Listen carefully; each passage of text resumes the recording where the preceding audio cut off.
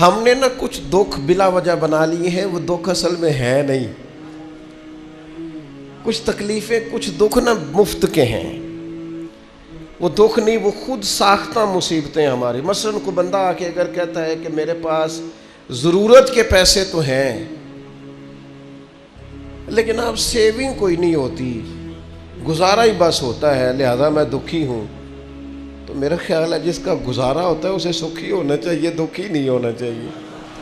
وہ جی وہ کل کو ضرورت بھی پڑ سکتی ہے، بچے بھی بیانے ہیں، حالات بھی کچھ کوئی جڑتی نہیں ہے، تو یہ خود ساختہ دکھ ہے، یہ دکھ نہیں ہے، یہ ہم نے بنا لیا. ایک صاحب نے آ کے یوں کہا کہ بڑی تکلیف میں ہوں، کس وجہ سے؟ بچی کو اپنے سسرال میں کام بڑا کرنا پڑتا ہے. تو میں نے کہا ہاتھوں پہ چھالے پڑتے ہیں اس کے؟ کہا نہیں. تو میں نے کہا پھر کوئی دکھ والی بات نہیں، مدینے والے محبوب کی مقدس شہزادی کے ہاتھوں میں تو چھالے پڑ جاتے تھے. یہ تو خود ساختہ دکھ ہے بھائی، یہ تو بنایا ہوا ہے. یہ دکھ ہے کہ اپنے گھر میں کام کرتی ہے. بلا وجہ کے دکھ، بلا وجہ کی آزمائشیں. یعنی کچھ لوگ آ کے کہتے ہیں میرے رشتہ دار بڑے برے ہیں تو میں بڑا دکھی ہوں. اس میں دکھی ہونے والی کون سی بات ہے؟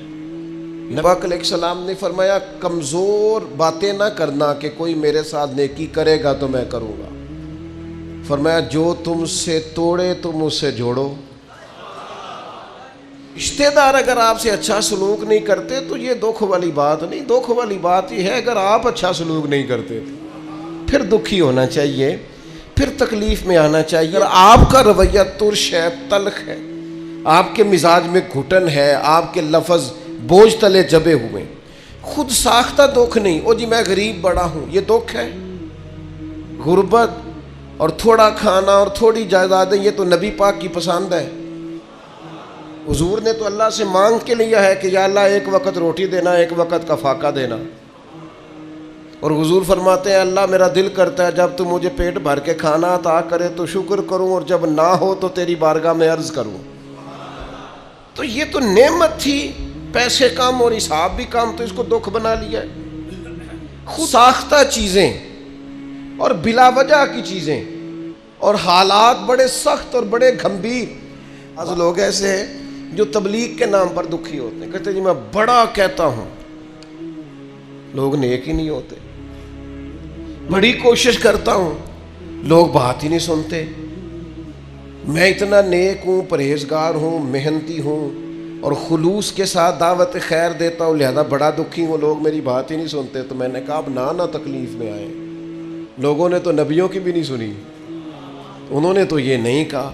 انہوں نے تو کہا وما علینا الا البلاغ المبین، ہمارے ذمے کھول کر بیان کرنا ہے. ہدایت تو اللہ نے اپنے دست قدرت میں رکھی ہوئی. آپ اتنے زیادہ کس بات پہ دکھی ہیں؟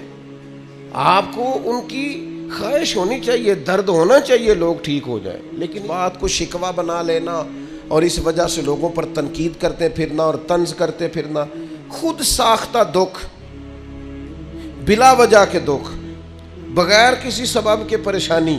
لوگ اب ہمارے ہاں نا ایک نیا رواج بھی آج کل،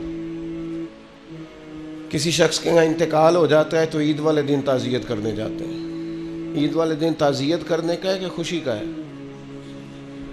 آپ ان سے ملاقات کریں جا کے، پر وہاں فاتحہ نہ پڑھیں. فاتحہ کا بھی ٹائم ہوتا ہے.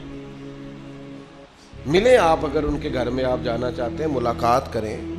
ساختہ تکلیفیں نہ بنائیں. ایک صحابیہ ہیں نبی پاک علیہ الصلوۃ والسلام کی صحابی، ان کے بھائی کا انتقال ہو گیا تھا. بہن بھائی کے پیار کا کوئی شخص اندازہ کر سکتا ہے؟ بھائی سگا بھائی چلا گیا، تیسرے دن اٹھ کے، 3 دن مکمل ہوئے تو اٹھ کے اس خاتون نے خوشبو لگائی، نیا لباس پہنا. لوگوں نے کہا جناب یہ آپ نے کیا کیا؟ فرمانے لگی مجھے کوئی ضرورت نہیں تھی، مجھے کہیں جانا نہیں تھا، گویا کوئی تقریب نہیں تھی کہ میں نیا لباس پہنتی یا خوشبو لگاتی، لیکن چونکہ حضور نے فرمایا ہے تعزیت صرف 3 دن ہے، لہٰذا اپنے محبوب کی شریعت کا نکھرا ہوا چہرہ لوگوں کے سامنے پیش کرنے کے لیے میں نے 3 دن سے زیادہ سوگ کرنے سے انکار کر دیا ہے. یہاں تو میرے بھائی لوگ تانا زنی کرتے، او کل بھائی نہ دا باپ گیا تے نہ دکانہ کھول بھی لیا نے، 4 دن تو کیا آپ مذاق کر رہے ہیں دین کے ساتھ؟ خود ساختہ دکھ نہ بنائیں، خود ساختہ آزمائشیں نہ بنائیں، خوش رہنا سیکھیں۔